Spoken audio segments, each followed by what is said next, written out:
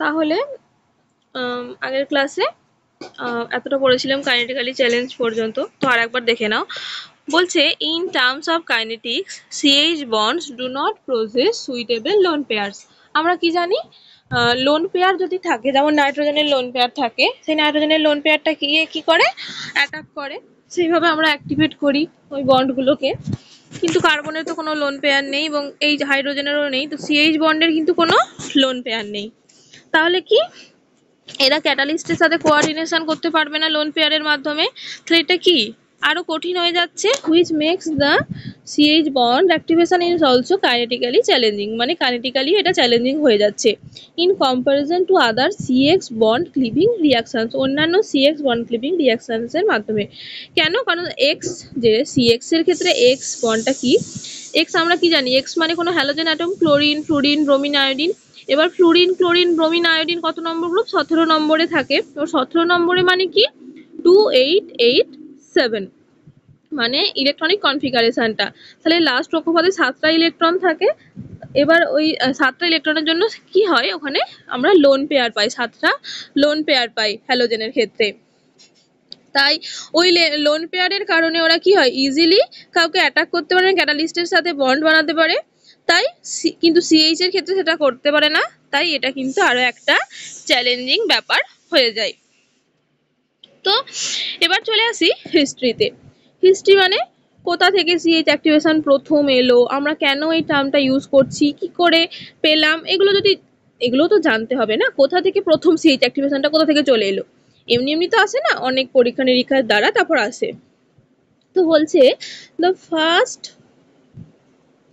CH activation reaction is often attributed to the ওহো মর্থ who in 1902, মানে ওহো ডাইমর্থ নামক একজন বিজ্ঞানী 1902 সালে reported the benzene reacted with mercuric অ্যাসিডের। বেনজিনকে তিনি রিঅ্যাক্ট করতে দেখেছিলেন কার সাথে? মার্কিউরিক অ্যাসিটেটের সাথে, to produce benzene, mercuric acetate and acetic acid. এবং কি প্রডিউস করেছিল তারা? মার্কিউরিক অ্যাসিডেট প্রডিউস করেছিল এবং অ্যাসিটিক অ্যাসিড প্রডিউস করেছিল। মানে দেখো এখানে নিচে দেখো রিঅ্যাকশনটা দেওয়া আছে, বেনজিনের সাথে আমরা যদি মার্কিউরিক অ্যাসিডেট রিঅ্যাকশন করাই, তাহলে আমরা কি পাবো? বেনজিন মার্কিউরিক অ্যাসিডেট পাবো আর অ্যাসিটিক অ্যাসিড পাবো। এবার নিচে দেখো এই রেফারেন্স আইডিটা দেওয়া আছে। তোমাদের যদি কারো কোনো সন্দেহ থাকে যে ম্যাডাম ঠিক পড়াচ্ছেন কিনা বা এই কথাটা ঠিক কিনা, যে মানে ডাইমর্থই প্রথম দিয়েছিলেন কিনা বা এই কম্পাউন্ডগুলোই নিয়েছিলেন কিনা, তোমরা কিন্তু ওই রেফারেন্স আইডিটা ইউজ করে গুগল থেকে সার্চ করে এটা দেখে নিতে পারবে যে এটাই কিন্তু প্রথম। নেক্সট চলে আসছি, বলছে the first reported example of CH activation by a transition metal complex is often affirmated to J. Chart in 1965. আগেরটা কি ছিল?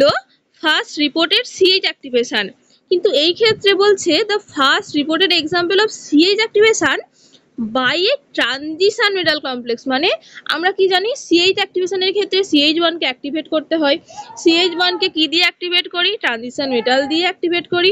তাহলে ট্রানজিশন মেটাল কমপ্লেক্স দিয়ে যে অ্যাক্টিভেশন করা হয়েছিল তার যে প্রথম এক্সাম্পলটা সেটাকে দিয়েছিলেন জে চার্ট। কবে দিয়েছিলেন? 1965 সালে। এবার দেখো এখানে কিন্তু এক্সাম্পলটা দেওয়া আছে, ruthenium 0 Me2 P CH2 PMe2 তার হোল ওয়াইজ। এখানে যদি আমরা H- দিয়ে ট্রান্সফার ফ্রম ফসফোইনোমিথাইল গ্রুপ দিয়ে করি টু দ্য মেটাল, তাহলে আমরা কি পাচ্ছি? রুথেনিয়াম +2 স্টেটে চলে যাচ্ছে। এখানে কি হচ্ছে? অক্সিডেশন হচ্ছে। কেন? রুথেনিয়াম 0 থেকে +2 তে যাচ্ছে। আমরা যদি জানি যে অক্সিডেশন নাম্বার যদি ইনক্রিজ হয় তাহলে কি হয়? অক্সিডেটিভ অ্যাডিশন হয়ে যায়, আর অক্সিডেটিভ নাম্বার যদি কমে যায় তাহলে কি হয়? রিডাকশন হয়ে যায়। এবার এই একই কম্পাউন্ড থেকে যদি আমরা ন্যাপথালিন, অ্যান্থ্রাসিন, ফিনান্থ্রিন দিই তাহলে আমরা কিন্তু এই এক্সাম্পলটা পাচ্ছি। এটারও রেফারেন্সটা কিন্তু দেওয়া আছে। এগুলো কিন্তু জাস্ট জানার জন্য জেনে রাখো, এগুলো যে খুব মুখস্থ করে রাখতে হবে সেটা না, কিন্তু তোমার জানা দরকার যে কবে প্রথম সিএইচ অ্যাক্টিভেশনটা এলো বা কারা দিল, তার জন্য এগুলো বলা। এবার বলছে In 1955 1955 সালে শুনসুকে মুরাসাহি কি করেছিলেন? Reported a cobalt catalysed selection assisted CH functionalization of 2-phenyl isoindolin 1 from EN1 diphenyl methanamine। তাহলে শুনসুকে মুরাসাহি কি করেছিলেন? একটা cobalt catalysed selection assisted CH ফাংশনালাইজেশনকে রিপোর্ট করেছিলেন। কোবাল্ট ক্যাটালাইজড মানে ক্যাটালাইজটা কে করেছিল এখানে? কোবাল্ট। কোবাল্ট কিন্তু একটা ট্রানজিশন মেটাল, এখানে কোবাল্ট ক্যাটালাইজ করেছিল এবং CH functionalisation of 2-phenyl isoindolin 1 one. ঠিক আছে, এটা হচ্ছে ওই নামটা যেটা, সেটা কিন্তু এই কম্পাউন্ডার, এই প্রোডাক্টটার নাম হচ্ছে 2-phenyl isoindolin 1 ওন। ঠিক আছে, এবার কি থেকে করেছিলেন? From EN1 diphenyl methanamine. দেখো ই কেন? ই আমরা জানি যদি 1-1 পজিশন গুলো ডাবল বন্ডের 1-1 পজিশনটা যদি অপোজিট থাকে তাহলে ই হয়, যদি সেম দিকে থাকে তাহলে জেড হয়। আর এখানে কি ইউজ করেছি? কোবাল্ট ক্যাটালিস্ট ইউজ করেছি, তার সাথে কিন্তু কার্বন মনোঅক্সাইড ইউজ করেছি এবং ওই প্রেসারে কত দিয়েছি? 100 থেকে 200 অ্যাটমসফিয়ার প্রেসারে বেনজিনের প্রেজেন্সে দিয়েছি। এরপর 1959 সালে কি ফুজিওয়ারা 1967 থেকে 59 এরকম সালে কি করেছিলেন? দুটো কম্পাউন্ড নিয়েছিলেন, একটা বেনজিন আর একটা ইথাইল বেনজিন। এবার ওখানে কি ক্যাটালিস্ট ইউজ করেছিলেন? প্যালাডিয়াম ক্যাটালিস্ট ইউজ করেছিলেন, কপার অ্যাসিটেট এয়ার এসিওইচ এবং রিফ্লাক্স করেছিলেন এবং আমরা যে কম্পাউন্ডটা পেয়েছি সেটা তুমি দেখতে পাচ্ছ। এটা কিন্তু অনেকটা ক্রস কাপলিং রিয়াকশনের মতো দেখতে। ঠিক আছে, এরপরে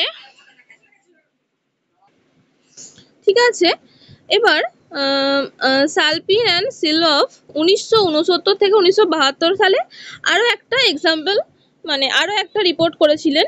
এবার দেখো এখানে নিয়েছে এই 1 2 3 4 5 6, তার মানে কি এটা একটা বলো? Hexane.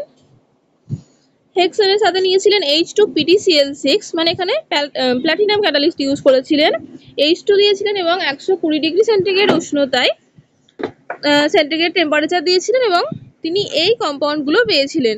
This process does not involve catalyst, এটা কিন্তু কোনো ক্যাটালিস্টকে ইনভলভ করে না। ঠিক আছে, এবার এরকম রয়েছে আরো অনেক এক্সাম্পল, এই এক্সাম্পলগুলো জাস্ট একটু দেখে রেখো, মানে অতটা ইম্পর্টেন্ট না, জানার জন্য জাস্ট দেওয়া। ফেলকিন অ্যান্ড ক্যাভেট্রি কি করেছিলেন? 1982 থেকে 1987 সালে আরো একটা রিপোর্ট করেছিলেন। দেখো এখানেও কিন্তু হেক্সেন নিয়েছে, কিন্তু আগেটাতে যেমন প্ল্যাটিনাম ক্যাটালিস্ট আমরা ইউজ করেছিলাম, এখানে আমরা কি ইরিডিয়াম ক্যাটালিস্ট ইউজ করেছি। দেখো টার্ট বিউটাইল ইথিলিনের সাথে 150 ডিগ্রি টেম্পারেচার দেওয়া হয়েছে আর 1 আওয়ার টাইম দিয়েছে। এবার আমরা কি পেলাম? 90% selectivity by only 0.3 turnover plus tert butyl ethane আমরা পেয়েছি। এবার আমাকে একদম জিজ্ঞেস করলো যে why CH activation is so popular, তখন কি বলবো? কেন এই CH অ্যাক্টিভেশনটা এত জনপ্রিয়? CH activation is so popular কেন? Because of cost benefit. Cost বেনিফিটের জন্য টাইম সেভিং মানে সময় বাঁচায়, less hazards and higher yields মানে কম ঝুট ঝামেলা যুক্ত এবং অনেক বেশি কি হয়, আমরা পরিমাণে অনেক বেশি প্রোডাক্ট পাই, হায়ার ইল্ডস হয়। এই চারটে কারণ, cost benefit, time saving, less hazards and higher yields, এই চারটে কারণে কি এই CH অ্যাক্টিভেশনটা হচ্ছে এত পপুলার। দেখো একটা এক্সাম্পল নিয়েছে, আর বেনজিন এখানে হ্যালাইড দেওয়া হয়েছে, HAL মানে হ্যালাইড, আর একটা কমপ্লেক্স নিয়েছি একই। এবার এখানে কোনো একটা ট্রানজিশন মেটাল ক্যাটালিস্টের সোর্স দিয়েছি, বেস সলভেন্ট, তাহলে আমরা কি পেয়েছি? এখানে আমরা একটা প্রোডাক্ট পেয়েছি। এবার মেটাল হিসাবে জিঙ্ক হ্যালাইড দিতে পারি, SnR3 এগুলো, হ্যালাইড হিসাবে আয়োডিন, ব্রোমাইড, ক্লোরাইড এগুলো, ট্রানজিশন মেটাল হিসাবে কি ইউজ করতে পারি? Palladium, nickel etcetera. এবার বলছে traditional biaryl preparation is based on cross coupling reaction. তো তোমাকে কেউ বললো যে ট্র্যাডিশনাল বাই অ্যারাইল প্রিপারেশন করো, বাই অ্যারাইল প্রিপারেশন করতে গেলে কি করতে হবে? অনেকগুলো জিনিসের প্রয়োজন, ক্রস কাপলিং রিয়াকশনের উপর নির্ভর করেই গড়ে ওঠে। বাই অ্যারাইল মানে দুটো অ্যারাইল গ্রুপ আছে, দেখো একটা আর এর সাথে অ্যারাইল গ্রুপ যুক্ত আছে, একটা আর এর সাথে অ্যারাইল গ্রুপ যুক্ত আছে, আবার এই অ্যারাইল গ্রুপ দুটো নিজেদের সাথে যুক্ত আছে। এই ধরনের অ্যারাইল গুলোকে বলা হয় বাই অ্যারাইলস। এবার তুমি বাই অ্যারাইল প্রিপারেশন করবে, এবার বাই অ্যারাইল প্রিপারেশন সাধারণত ক্রস কাপলিং এর উপরেই ডিপেন্ড করে। বা রিকোয়ারমেন্ট, কি কি রিকোয়ারমেন্ট আছে বাই অ্যারাইল প্রিপারেশনের জন্য? Preparation of aryl halides or triflates from arenes. এবার প্রথমে একটা অ্যারাইল নিয়েছো, সেখানে হ্যালাইড দিয়েছো, মানে I2Cl2 Br2 এরকম কোন একটা হ্যালাইড 2 দিয়েছো, তার সাথে দিয়েছো লুইস অ্যাসিড কোন একটা সলভেন্ট, এবং টেম্পারেচার আর টাইমটা দিয়েছো। তাহলে ওই হাইড্রোজেনের CH বন্ডটা ভেঙে গিয়ে আমরা একটা হ্যালাইড পেয়েছি। এবার অ্যারাইল অর্গানোমেটালিক্স থেকে difficult and time consuming. Aryl অর্গানোমেটালিক্সটা কি ভীষণভাবে ডিফিকাল্ট এবং টাইম কনজিউমিং। কেন?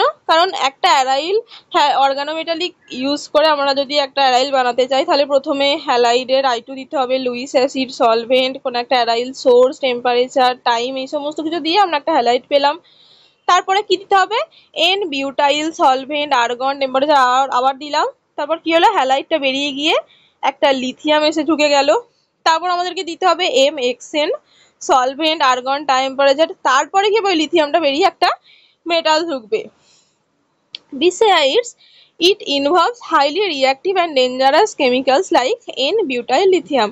এর পাশাপাশি আমরা এখানে কি ইউজ করছি? N-butyl lithium, যেটা কি একটা হাইলি রিঅ্যাক্টিভ এবং ডেঞ্জারাস কেমিক্যাল। এই কেমিক্যালটা খুব রিঅ্যাক্ট করে এবং ভীষণভাবে ডেঞ্জারাস। সেই রিঅ্যাকশন, সেই কেমিক্যালটাকে আমরা যখন ইউজ করছি তখন আমাদেরও আর কি ক্ষতি হওয়ার সম্ভাবনা রয়েছে। তার জন্য বলা হচ্ছে যে অ্যারাইল অর্গানোমেটালিক্সটা কি ডিফিকাল্ট এবং অনেক সময় ধরে করতে হয়।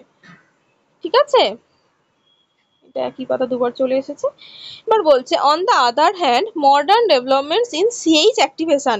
এবার আমরা যদি মডার্ন ডেভেলপমেন্ট অফ CH অ্যাক্টিভেশনকে ইউজ করি, that allows the direct assembly of unfunctionalised arene, যেটা সরাসরি কি হবে? দুটো আনফাংশনালাইজ অ্যারিনকে কি হবে? যোগ করে দিতে আমাদের সাহায্য করবে। যেমন ধরো আমরা দু ধরনের অ্যারিন নিয়েছি, মাঝে কোনো একটা ট্রানজিশন মেটাল ক্যাটালিস্টের সোর্স ইউজ করেছি, বেস, সলভেন্ট, অক্সিডেন্ট, টেম্পারেচার আর আওয়ার দিয়েছি, ব্যাস, সাথে সাথে কিন্তু আমরা প্রোডাক্টটা পেয়ে গেলাম।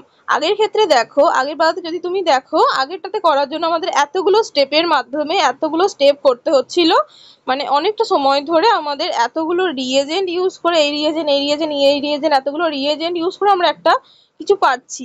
কিন্তু এখানে জাস্ট একটা স্টেপ, যদিও এটা একটা স্টেপে হয় না জানি, তাও খুব সহজেই কিন্তু একটা প্রসেসের মাধ্যমে আমরা পেয়ে যাচ্ছি। এবার সেকেন্ড এক্সাম্পলটা কি নিয়েছে এখানে? R-CH2NH2 আর একটা হ্যালাইড যুক্ত অ্যালকেন নিয়েছে। এবার বেস, সলভেন্ট দিয়েছি।